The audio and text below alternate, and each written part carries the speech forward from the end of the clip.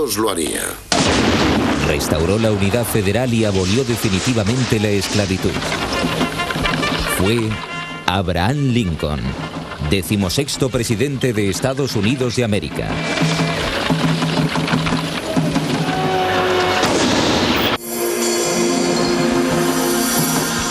Lincoln, los domingos a las 11 de la noche.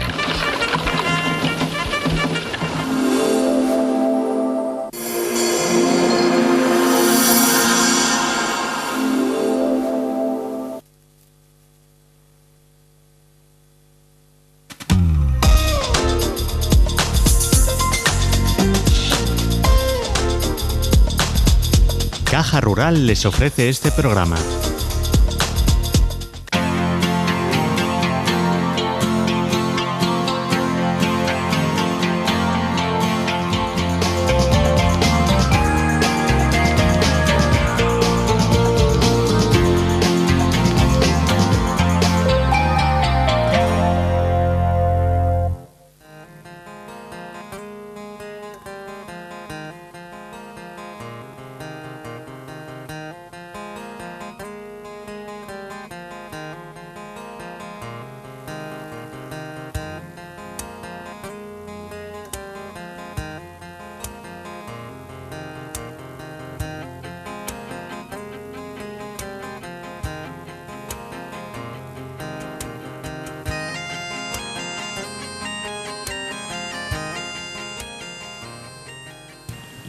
Saludos al inicio de un nuevo programa de Barrio a Barrio. Esta ocasión nos dirigimos hasta el Natahoyo, porque estamos en la Avenida Galicia 62 y estamos con Andrés Mayor Lorenzo, presidente de la Asociación de Asturiana de Retinosis Pigmentaria. No me acaba de quedar muy bien este asunto, Andrés.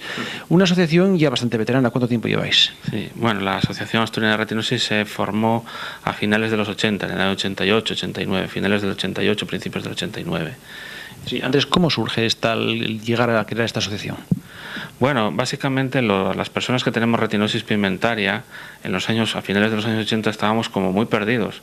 No había nadie que nos supiera realmente explicar qué es lo que le pasaba a nuestros ojos, ¿no? Por qué de repente veíamos y por qué no. Y realmente estábamos tan perdidos que necesitamos entre unos cuantos, bueno, pues juntarnos para poder encontrar un rumbo, para buscar una solución para nuestro problema, ¿no? El leitmotiv de cualquier asociación. ¿Qué pasos dais entonces? ¿Os encamináis en qué sentidos? Bueno, básicamente las personas que tenemos con retinosis pigmentaria lo que queríamos era pues curarnos, ¿no? Nos parecía increíble que a finales del siglo XX, principios del XXI, pues un problema de retina como el nuestro no tuviera solución, ¿no? Y entonces buscamos sobre todo que hubiera a nivel médico pues algún tipo de tratamiento que por lo menos parara o nos curase de nuestro problema retiniano, ¿no? Y en ese sentido pues buscamos un convenio con el Hospital Central de Asturias para que hubiera una unidad de control y seguimiento de la enfermedad, que pudiéramos ir viendo cómo va el proceso y sobre todo que se investigara, ¿no? Que se nos tuviera en cuenta. Andrés, yo creo que tenemos que empezar por el principio. Tenemos que explicarle a los televidentes qué es la retinosis pigmentaria. Bien, la retinosis pigmentaria es una enfermedad degenerativa y hereditaria de la retina. Quiere decir que vamos perdiendo la visión poco a poco durante nuestra vida, ¿no? Al principio tenemos más problemas con la oscuridad, con los lugares poco iluminados, y luego vamos perdiendo agudeza visual, campo visual, hasta que llegamos a una edad, entre los 50 60 años, donde la visión ya es solo de luces y sombras, ¿no? Más o menos así, explicado a grosso modo, ¿no? ¿Cuándo se empieza a manifestar esta enfermedad? El primer síntoma, la ceguera nocturna, suele ocurrir en la primera década de la vida. Cuando nosotros vamos de un lugar más iluminado a otro menos iluminado, no tenemos la capacidad de adaptarnos. Cualquier persona entra en un portal de la calle y rápidamente se adapta al cambio de luz. Nosotros no, es como si nos diéramos contra un muro, ¿no? Es lo que se llama la ceguera nocturna. Luego lo que vamos perdiendo es la visión periférica, ¿no? La capacidad de ver lo que pasa a nuestro alrededor. Vamos por la calle como si lleváramos puestos unas orejeras, de tal manera que solo vemos lo que tenemos por el centro, y es lo que se llama la visión en túnel o en cañón de escopeta. Esto suele ocurrir en torno a la segunda década de la vida, la tercera, Y en este proceso también a la vez lo que vamos perdiendo es la capacidad de la agudeza visual, ¿no? La capacidad de leer, de enfocar, de ver la televisión, de reconocer caras. Poco a poco vamos perdiendo esa agudeza, de tal manera que luego ya llega un momento en que simplemente diferencias lo que es luz y oscuridad, o luces y sombras, ¿no? Realmente en retinosis pigmentaria la mayoría de las personas nunca llegan a quedar sin visión total. Siempre nos queda esa posibilidad de por lo menos diferenciar entre luz y oscuridad.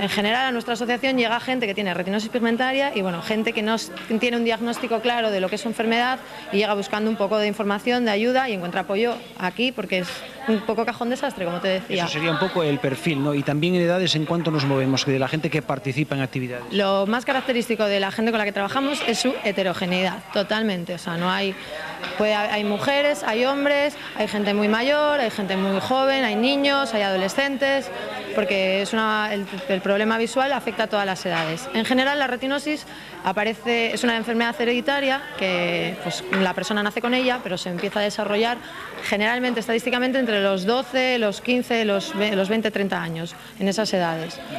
Ana, ¿qué tiene que tener especial un trabajador social para adaptarse a una persona con discapacidad visual?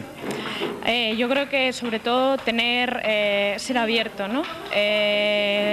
Conocer un poco los problemas que pueden surgir y estar abierto a todo lo que te puedan proponer, ¿no?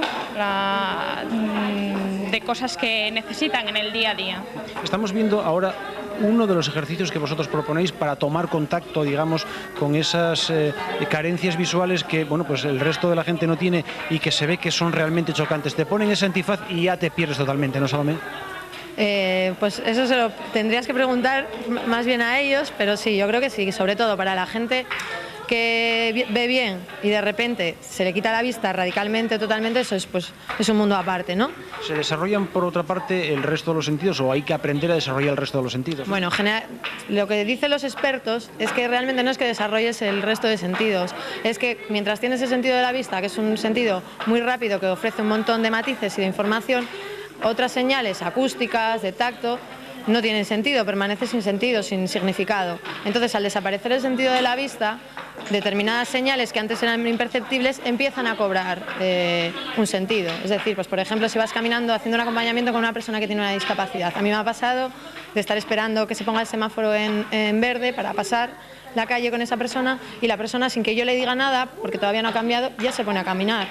Y entonces le digo, pero bueno, a ver, ¿cómo es lo tuyo? ¿Qué haces? Dice, es que yo he oído que todos los coches se han parado. Yo no, la contaminación visual para mí me impide escuchar cosas que para ellos sí que tienen significado. Entonces, Pues nos acabas de dar una pista. Vamos a comprobar con los alumnos de este cursillo un poco esas sensaciones que están viviendo, porque bueno, nos parece que es realmente interesante. Por lo menos yo creo que las cámaras han captado ese mover de los dedos así un poco a lo loco, un poco aquí, un poco allá, buscando otras percepciones que después ellos nos contarán esa impresión. Gracias. Bueno, pues estamos ahora con Fernando, que es uno de los alumnos, Fernando Estrada, que nos va a comentar qué tal esta toma de contacto con una nueva percepción sensorial, porque parece que cuando nos ponen un antifaz ya somos paisanos al agua. ¿Cómo has vivido estas pruebas que nos han puesto aquí ahora?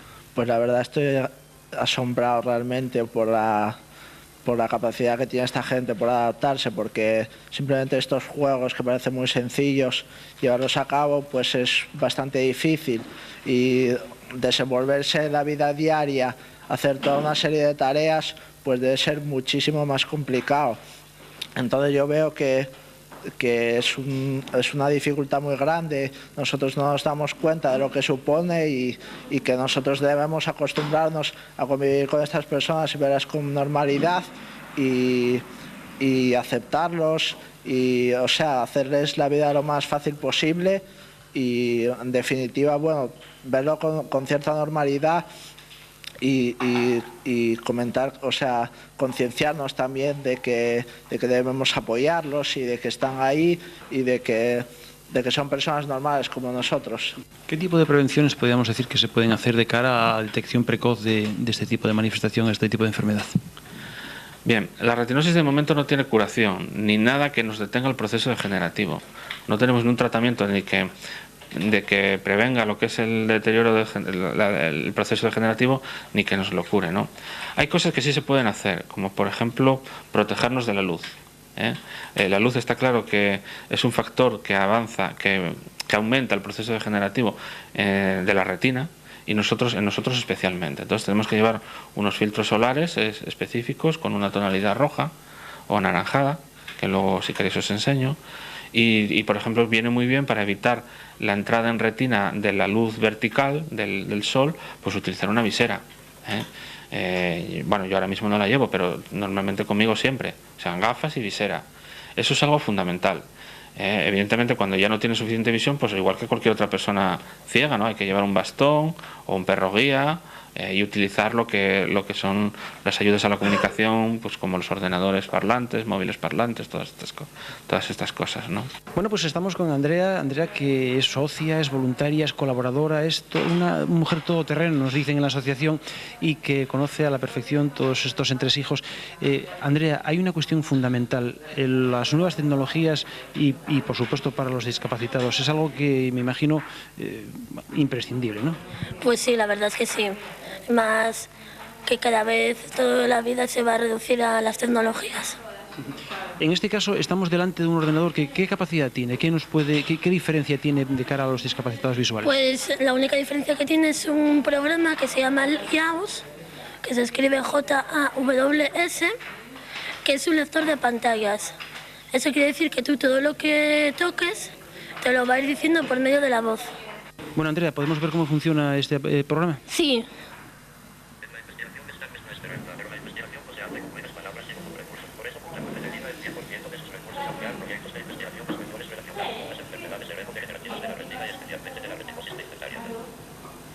Es decir, está leyendo lo que tenemos en pantalla. Exacto, está leyendo un documento de Word que hemos escrito. Oye, ¿tienes otro aparatejo aquí delante? Sí. ¿En qué consiste esto? Pues esto se llama Sonobraille. Es un teclado se escribe en braille.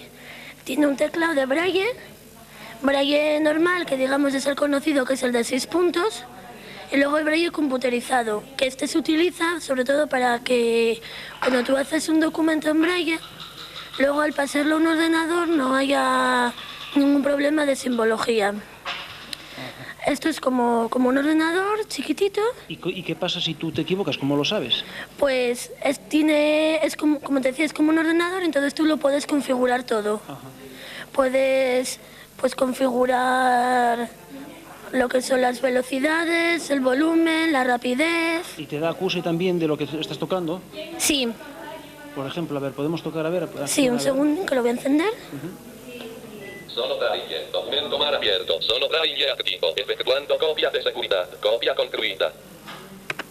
Entonces ahora yo escribo una palabra, cuando la escriba le doy al espacio y la dirá. Hola. Entonces luego, no, esto es como si fueran mis documentos, entonces puedes hacer carpetas y dentro de esas carpetas los ficheros, que te lo diría así. Documentos. La carpeta actual es de 2 puntos, barra inversa, texto barra inversa, primer documento, carpeta actual. Carpeta anterior, Ismael, carpeta A. Agenda. Y te va diciendo todos los ficheros que tienes dentro. ¿Qué tal encajan en las nuevas tecnologías los asistentes? ¿Los alumnos, cuando tú sigues también? Bien, muy bien. Desde la asociación también estáis preocupados en, de alguna manera, no establecer diferencias entre los videntes y no videntes, es decir, formar a la gente desde dentro para que se pueda insertar en la sociedad y también que la sociedad conozca desde dentro el problema de los invidentes, ¿no? Claro, la sociedad somos todos, las personas que ven bien y los que no vemos también, y los que no ven nada, y los que caminan mal, y los que son un poco más lentos a la hora de aprender, o los que hablan mal, o los que no oyen. La sociedad la formamos todos, ¿no? Y en la medida de nuestras posibilidades todos tenemos cosas que aportar, ¿eh? Y yo siempre lo digo, hombre, mejor no tener retinosis, ¿no? Pero, por ejemplo, gracias a que yo he tenido la retinosis, pues me ha permitido viajar por toda España y conocer a toda la gente que investiga en estos problemas de retina, conocer lo que es un laboratorio, lo que es toda la parte de biología celular, que yo ni me imaginaba que iba a aprender todo eso, ¿no? Y no quiere decir que sea una vida ni mejor ni peor. Es una vida diferente, que hay que adaptarnos y hay que intentar pues salir adelante. La vida es dura para todo el mundo, tanto si ves bien como si no ves bien. Para nosotros es un poco más complicada, bueno, también es verdad, pero que ahí también tenemos el apoyo de asociaciones, instituciones, pues para que podamos desenvolvernos y aportar nuestro granito de arena, ¿no? Gracias a las personas que tenemos discapacidades, pues las ciudades son un poco más fáciles para todos. Me refiero pues a los bordillos, a los semáforos que pitan cuando llegas. ¿Cómo está Gijón en este sentido? Bueno, bien. En general Asturias está bastante bien. Comparativamente con otras comunidades, yo creo que hemos avanzado muchísimo. Gijón este año a la red semafórica ha adaptado más de 200 semáforos, que era una cosa pendiente. Los autobuses urbanos son prácticamente todos accesibles, aunque hay algunos que todavía no. Bueno, pues una cosa que mejoraría la accesibilidad de los autobuses es que, por ejemplo, dijeran cuál es la siguiente parada o en la parada que estás dentro del autobús. Bueno, ese tipo de cosas que se pueden ir mejorando, ¿no? Lo que son los bordillos, los desniveles, pues en general están bastante bien. Hay edificios que es una pena que siendo tan nuevos no se tengan en cuenta, pues que haya siempre rampas, por ejemplo, ¿no? Ahí las personas que van en silla de ruedas, por ejemplo, se quejan de que lo que nos viene bien a los ciegos, que es por ejemplo el tipo de rugosidad de las entradas y salidas de los pasos de cebra, pues sus sillas de ruedas atascan ahí, ¿no? En lo que para nosotros es una maravilla, porque realmente llegas al paso de cebra y sabes dónde estás, porque cambia la rugosidad de la baldosa, pues para ellos, para las sillas de ruedas, es un poco peor, ¿no? ¿Se desarrollan otro tipo de percepciones sensoriales? ¿Hay que acostumbrarse a eso precisamente? Sí, perfectamente. O sea, las personas con retinosis, lo primero que desarrollamos de forma extraordinaria es la memoria. ¿Por qué? Porque tenemos que estar haciendo continuamente mapas por dónde vamos, los objetos, dónde están, para no chocarnos, para no dañarnos, ¿no? Entonces continuamente estamos memorizándolo todo. Lo típico es que, pues yo qué sé, desde cómo se colocan los números en un ascensor. Los ascensores están fatal iluminados, ¿no? Y sin embargo, bueno, pues como ya te das cuenta, pues vas siempre memorizando todas las cosas, números de teléfono, matrículas, escalones que caminas, que subes, que bajas, todo, ¿no? Papeleras, árboles. Vas haciendo mapas continuos de todo lo que puede suponer un hándicap en tu desplazamiento, sobre todo. Y luego, por ejemplo, el oído. Hay muchísimas. Mi hermana, por ejemplo, tiene un oído impresionante. Yo no tanto, pero ella. Y el olfato ya no te cuento, ¿no? Pero bueno, sobre todo el tacto, ¿no? El tacto lo necesitamos mucho. Las personas que no vemos o vemos mal, tocamos, ¿no? Entonces necesitamos desarrollar el tacto, está claro. A nivel nacional, la asociación o la confederación, ¿cómo funciona? Bueno, en cada comunidad autónoma hay una asociación de retinosis. Estamos unidos en una federación, la FARPE, Y luego tenemos una fundación, que es la Fundación Lucha contra la Ceguera, porque el objetivo fundamental de las asociaciones sigue siendo el buscar una solución para nuestro problema, ¿no? Y pensamos que la solución a la retinosis es la apuesta por la investigación biomédica en España, ¿no? Que ahí estamos bastante a la cola en Europa.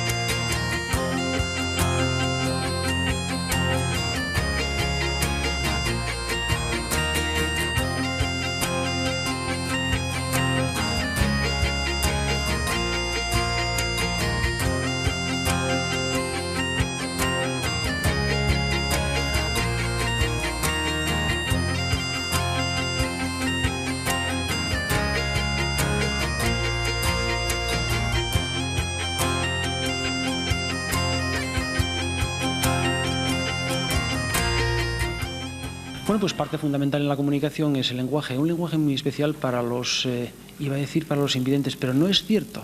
No es cierto porque aquí estamos en una mesa muy amplia en la que mayoritariamente ahora mismo hay personas con una evidencia total y absoluta. Eso quiere decir que de alguna manera esto preocupa y eso también nos satisface, que de alguna manera conozcamos mucho más a todo lo que nos rodea, sin que nadie se sienta marginado. Y estamos con Alfredo Pérez, que es un alumno del curso de Braille, que nos dijeron que era un alumno aventajado, un veterano ya. Alfredo, ¿qué pudo descubrir a través del Braille? Bueno, pues el principal problema que yo tengo es que estoy perdiendo vista.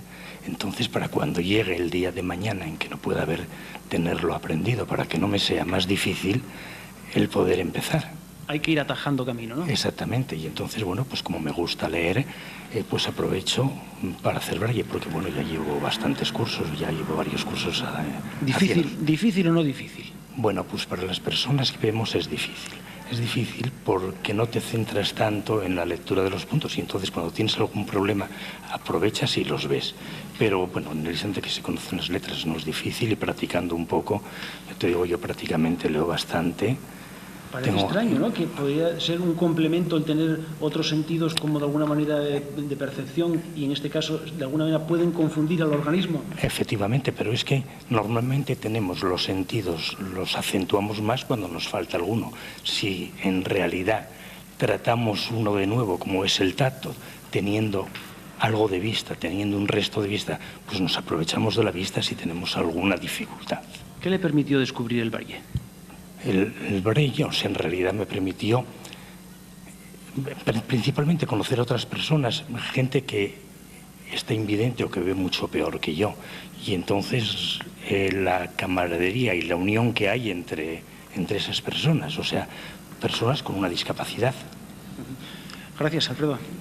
Bueno. Vamos a hablar ahora con Alicia López, que es la monitora del curso, una persona que es invidente y que de alguna manera tiene una sensibilidad especial porque, bueno, pues ella de alguna manera percibió otro mundo y ahora está viviendo en este mundo, con lo que transmitir, yo no sé si resulta más o menos difícil, Alicia. Hombre, es un poco complicado porque a mí me enseñaron y enseñar lo que me enseñan a mí es fácil, puede llegar a pensar uno que es fácil, pero una persona hacerle entender, sobre todo a las personas que ven, cómo son los puntos del Braille, cómo es el alfabeto Braille, es complicado.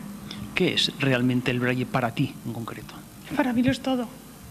Es la forma de acceder a la lectura, para poder escribir, para comunicarme con otras personas. Hay muchas cosas ahora muy modernas, el ordenador y todo eso, que te permite también acceder a esa información. Pero el Braille es lo básico. ¿Qué diferencias encuentras entre los alumnos con deficiencia visual y los que tienen plena visión? Los de plena visión, yo creo que para ellos es mucho más sencillo aprender el alfabeto y lo que es el sistema Braille que para la gente que no ve. La gente que no ve se tiene que guiar solamente del tacto, solamente. Y la gente que ve, sin embargo, pues de la vista y del tacto. O sea, puedes decirle, pues son estos puntos y son esto, ellos en vista, viéndolo, ya se hacen una idea. después tocan los puntos y ya, pero es diferente. ¿Y el material didáctico es el mismo también o es diferente también? Es el mismo, lo que pasa es que la gente que trabaja en visión tienen ayuda de tinta. Hay alfabetos en tinta que representan los puntos que son en braille. ¿Te ha sorprendido tantos alumnos, digamos, con visión plena? Sí, mucho. Hay mucha gente, a mí me parece de admirar, que quiere aprender braille. Bueno, pues nos hemos acercado un poco más de cerca a este lenguaje, a esta comunicación, a esta forma especial de comunicación y fundamental, evidentemente, para unos y para otros, que es el lenguaje braille, que nos permita, de alguna manera, a esta sociedad acercarnos un poco más a estas peculiaridades. Estamos en la Asociación Asturiana de Retinosis. Apúntame que no te oigo. Pigmentaria, efectivamente, ahí estaba la palabra. Salomé, que estaba muy atenta, aquí la trabajadora social, nos apunta esa. Y con esto queremos completar un poco el reportaje que hemos accedido, de forma que ustedes puedan conocer también un poquito más que esta pequeña sorpresa que hay en cada esquina y que la sociedad gijonesa y asturiana en definitiva nos depara.